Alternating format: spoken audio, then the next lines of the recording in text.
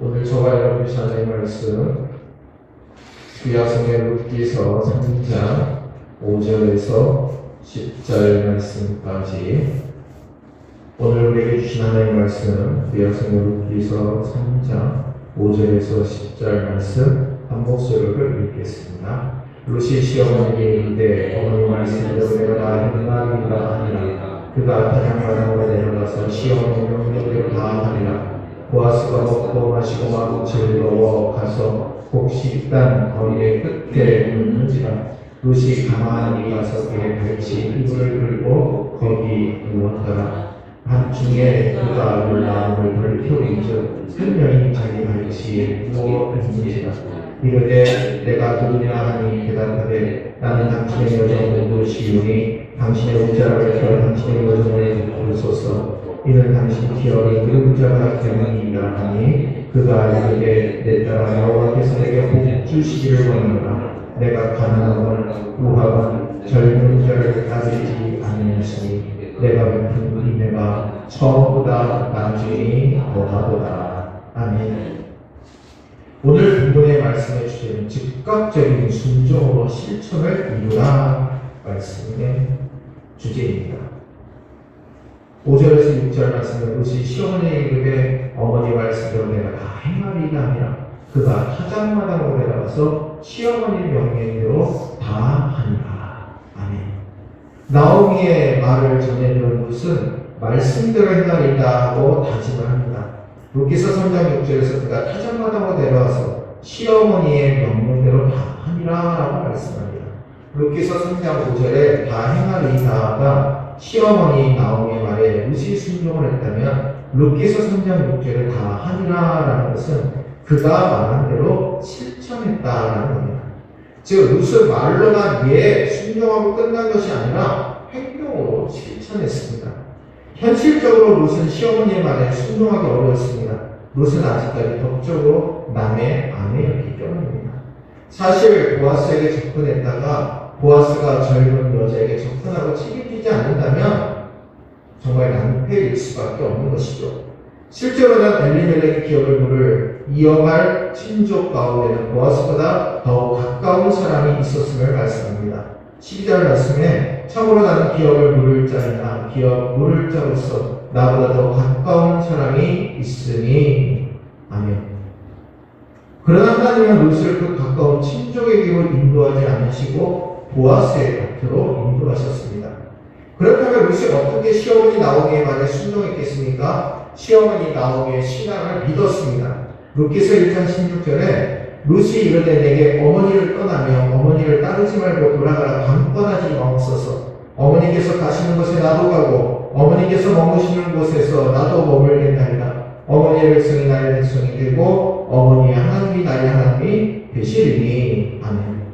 룻은 하나님께서 시어머니 나오미를 통해서 말씀하신다고 믿었기 때문에 자신의 생각과는 달라도 순종할 수 있었던 것입니다.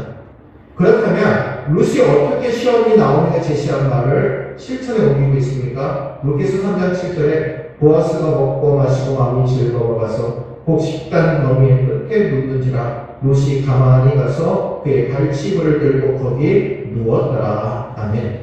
오늘 본문 말씀을 읽으면서 과연 룻은 두려워하지 않았을까? 도중에 포기하고 싶지 않았을까? 나오미의 말을 실천하는 용기를 갖고 있었을까? 만약 보아스가 청혼을 거절한다면 어떻게 되었을까?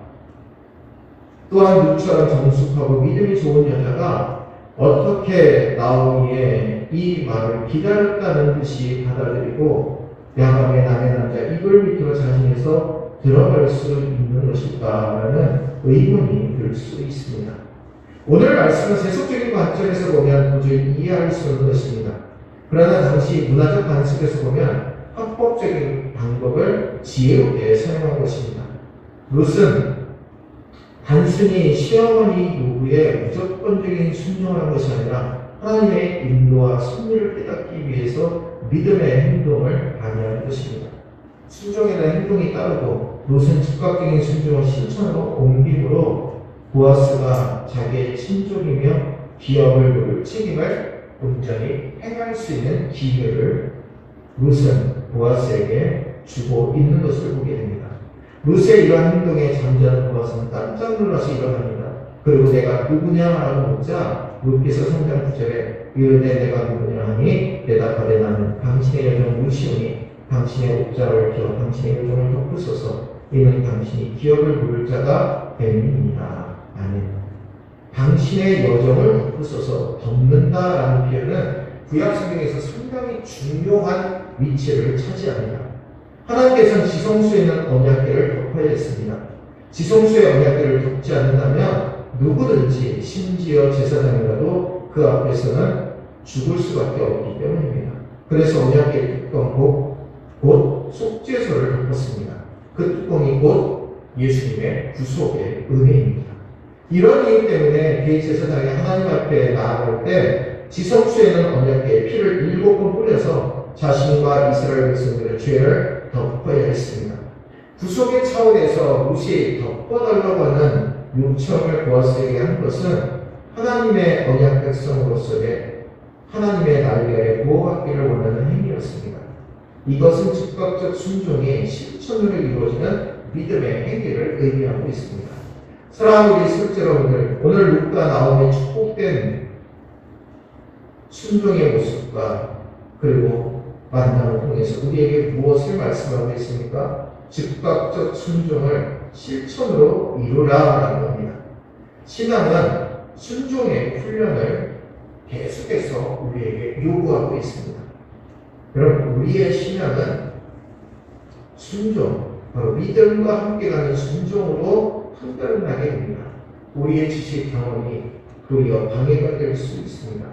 성경 어디를 보아도 순종이 없는 곳에는 하나님의 역사가 나타나지 않았습니다. 어떤 분들은 순종하면서 원망 불평하기도 합니다. 그러나 신앙의 세계는 언제나 하나님 앞에서 자신의 경험과 생각을 내려놓고 온전히 순종하는 겁니다. 순종은 힘들고 어렵죠. 그 길은 멀고 험합니다. 부분적 순종은 불순종에 가깝습니다. 순종의 삶을 살 때는 온전한 순종이 필요하고 또한 순종의 삶을 살 때 중요한 것은 타이밍입니다. 말씀을 깨닫자마자 순종하는 것입니다. 하나님은 타이밍을 중요하게 여기십니다. 룻이 며칠 동안 생각하고 순종하지 않았다면 하나님의 역사는 이루어지지 않았을 것입니다. 즉각적인 순종하지 않으면 하나님의 역사의 손길은 다른 곳으로 옮겨지게 됩니다. 순종이 어렵고 두렵다고 여기십니까? 순종하는 그 믿음을 하나님 앞에 온전히 드려보십시오. 하나님께서 구체적으로 응답하시고 축복하여 주실 줄로 믿습니다. 나 위에 입을 열어서도 하나님의 뜻을 전달하시는 분이 하나님이십니다. 지금 여러분들의 삶에 풀리지 않는 문제가 있습니까? 지금 즉시 순종의 삶으로 돌이키시기를 바랍니다. 하나님은 더 크고 놀라운 일을 계획하시고 준비하고 계십니다. 우리의 재능보다 순종이 더 탁월한 삶을 보장해 주십니다. 준비된 계획 속에 하나님은 역사하십니다. 즉각적인 순종을 실천으로 이루시는 저와 여러분들 되시기를 주의하고 축원합니다. 기도하겠습니다. 사랑하는 우리 성도들이 주님 앞에 섰습니다. 하나님만을 높이며 믿음으로 살기 위해서 오늘 이 시간 사랑하는 성도들이 주님 앞에 온전히 머리를 숙이며 주 앞에 기도하며 나아가고 있습니다.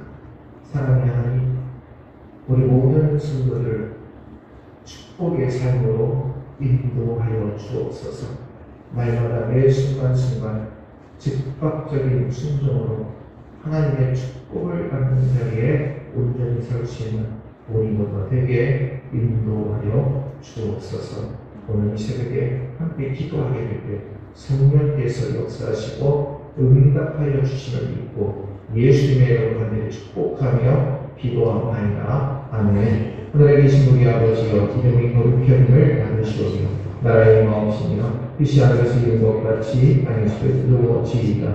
오늘 우리에게 일용할 양식을 주옵시고 우리가 우리에게 죄지은 죄를 사하여 준 것 같이 우리 죄를 사하여 주옵시고 우리를 시험에 들게 하지 마옵시고 다만 악에서 구하옵소서. 나라와 권세와 영광이 아버지께 영원히 있사옵나이다. 아멘.